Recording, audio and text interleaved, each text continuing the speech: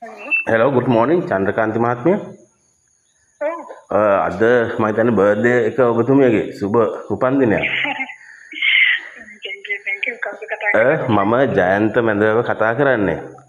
ඉතින් අද මම කැමති දැනගන්න ඔබතුමියගෙන් අද විශේෂ දෙයක් සිද්ධ වෙනවා ආරංචියක් ලැබුණා. අපි ඒ ගැන පොඩ්ඩක් කතා කරමුද? ඔව්. අද මොකක්ද ඇත්තටම සිද්ධ වෙන්නේ?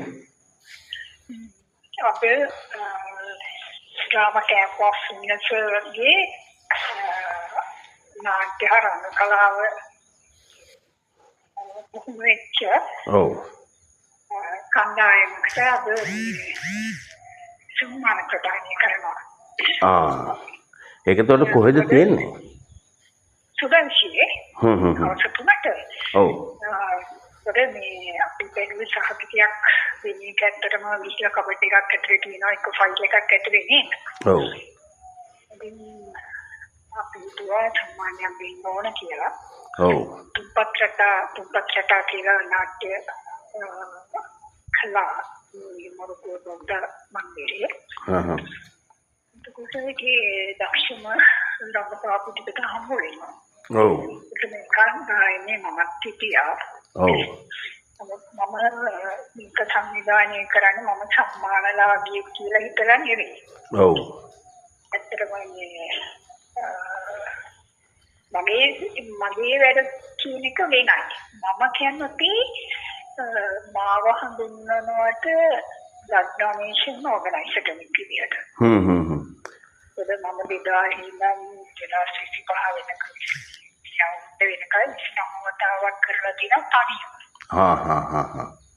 දැන් කණ්ඩායමක් විදියට එහෙම නෙවෙයි. ඔව්. තනියම. ඔව්. තාම දුෂ්කර ඒ වැඩක් ඒක දන්නවා බ්ලඩ් බැංක් එකේ. මොකද මගේ ගෙදර තියෙන්නේ කන්ද උඩ. ඔව්. ඉතින් පාරේ වාහනයක් එන්න මීටර් 300ක් විතර උඩට එන්න ඕන. පාරේ ත්‍රිවිලේ ගාවත්.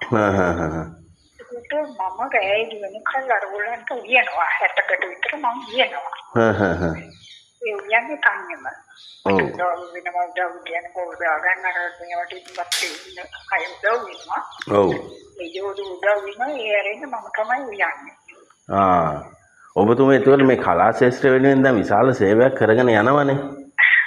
ඔබතුමිය දැන් මේ ඉස්සරහට මොන වගේ කලාවකටද සම්බන්ධ වෙන්න බලාපොරොත්තු වෙන්නේ? එහෙම මොන හරි කියනවා. මට ගැලපෙන ඕනම චරිතයක් සම්පාදනය කැමතියි. ඔව්. ඒක ඕනම දෙයක්. මට චරිතේ මේක කියලා නැහැ. කියන්නේ මට ගැලපෙනවා. ගැලපෙන කියන්නේ මගේ තියෙනවානේ ගරුත්වය කියන එක. ඔව්. ඒකෙන් නැති වෙන්න නම් ඕනම චරිතයක්. ඔව්. ඔබතුමිය දැන් නිහඬ සේවයක් නෙමෙයි කලා ශාස්ත්‍රයේ කරන්නේ. ඔව් ඒ ගැන ඉතින් ඇත්තටම අපි සතුටුයි අගයනවා. ඉතින් අපි අද මම ඇත්තටම මගේ බලාපොරොත්තුවක් නෑ ටීවී එකේ දෙන්න ප්‍රසිද්ධ වෙන්න එහෙම එකක්. ඔව්. මම 73 තමයි ඇත්තටම කලාවට සම්බන්ධ වුණේ. සම්බන්ධ වුණේ කියන්නේ මම ඉස්කෝලේ යන කාලේ ටයිටල් කලා මාස්ටර්ගේ ෆිල්ම් එකක් තිබුණා. ඒ ෆිල්ම් එක ෂූට් කරේ අපේ ගෙදර ළඟ තියෙන බංගලෝ එකේ. කියන්නේ 98 තියෙන ඇල්ලේ. ඔව්. එතන තියෙන ෆැක්ටරි එක තියෙන ස්ටේට් එකේ බංගලෝ එකේ. කොට අපේ තාත්තත් එක්ක හරි එකතු වෙකීටකෝ මැනේජර්. කාලේ සුපිරිටෙන්ඩන්ට් නේ. ඔව්.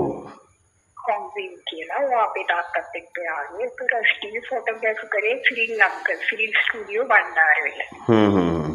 ඒක ශ්‍රී ලංකා ලැබිලා මගෙන් ඇහුවා දුව අපි අද ෂූට් එකක් තියෙනවා දුව ඉන්නවද? ඔව්. මම ගියා ඉතින්.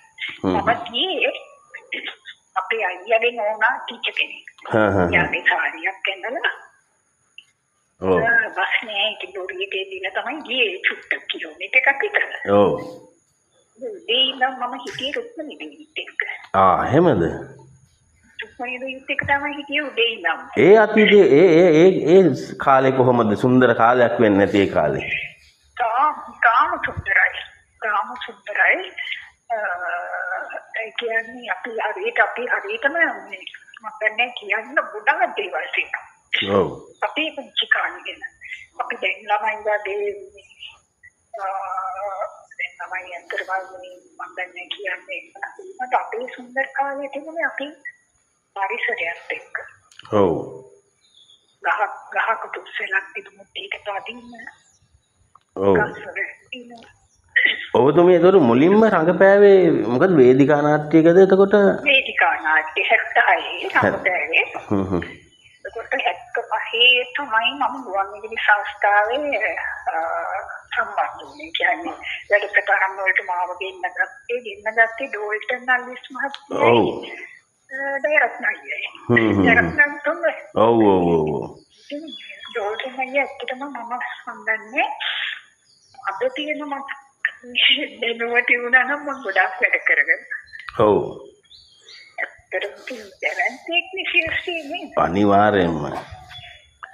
ඉතින් අපි අද හැමෝටම ආරාධනා කරමු මෙතෙන්ට එන්න කියලා හැමනම්. නේද? අපි සුදර්ශියකට ඇවිල්ලා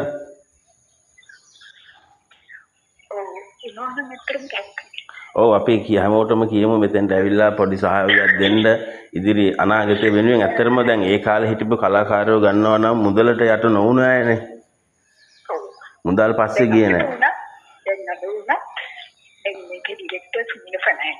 ඔව්.